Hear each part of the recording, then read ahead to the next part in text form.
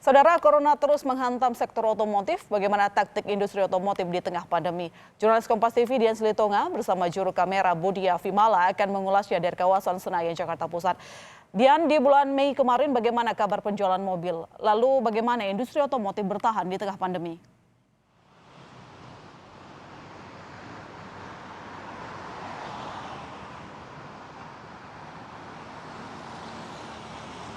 Ya, My Sister, kabarnya tidak terlalu baik ini kalau kita bicara soal penjualan otomotif, khususnya penjualan mobil pada bulan Mei 2020 yang lalu.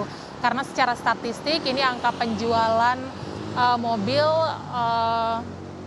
menyusut begitu dibandingkan dengan bulan-bulan sebelumnya atau pada bulan yang sama di tahun sebelumnya. Kita akan langsung lihat angkanya atau datanya My Sister ini pada bulan Februari 2020. Data penjualan mobil pada Februari 2020 angkanya 36.552 unit begitu, dan kemudian pada bulan Maret 2020 meningkat penjualannya menjadi 76.811 unit, dan kemudian pada April 2020 penjualannya turun drastis atau anjlok hanya berkisar 7.868 unit saja penjualan mobilnya.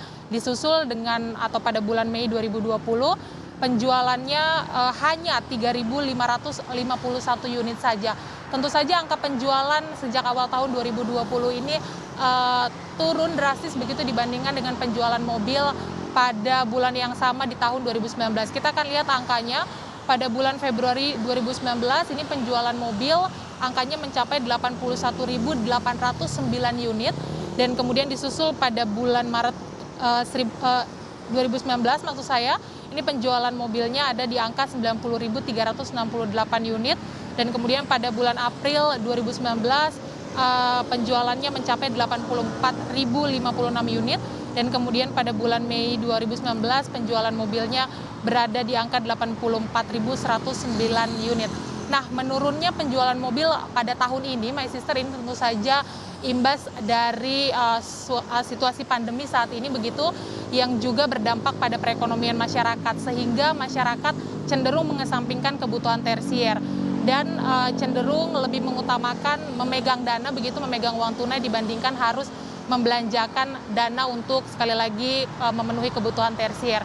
Nah, dalam kondisi saat ini tentu saja perusahaan-perusahaan otomotif perlu memiliki strategi bertahan. Salah satunya adalah menyesuaikan kebutuhan dan juga perilaku masyarakat selama pandemi, yakni karena pandemi begitu sehingga minim ada pertemuan fisik dan lebih banyak memanfaatkan platform digital, sehingga inilah yang harus dilakukan oleh perusahaan otomotif, yakni memanfaatkan platform digital untuk meningkatkan penjualan mobil begitu.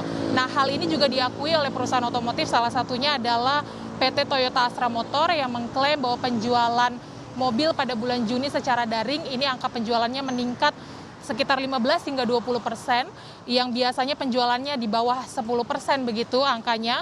Dan kemudian PT Honda Prospect Motor juga menyampaikan penjualan mobil mereka secara daring pada bulan ini juga meningkat 25% dari total seluruh penjualan mobil di Indonesia begitu.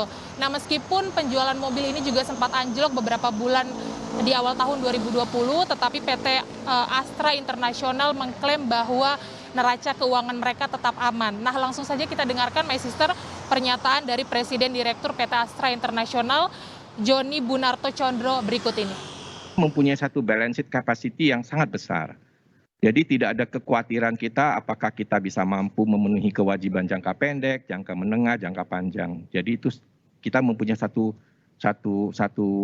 balance sheet yang sangat sehat. Termasuk juga di business unit, kita selalu melakukan monitoring terhadap seluruh bisnis unit yang ada di Astra. Rebound ini rasanya sulit untuk kita perkirakan, ya, karena situasi pandemik ini tidak ada siapapun yang bisa memperkirakan.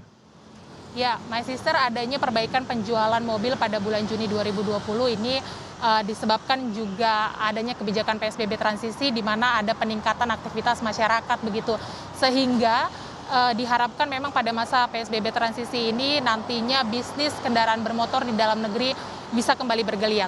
My Sister. Ya, masalah COVID juga menekan bisnis dari otomotif. Terima kasih Dian atas laporan Anda.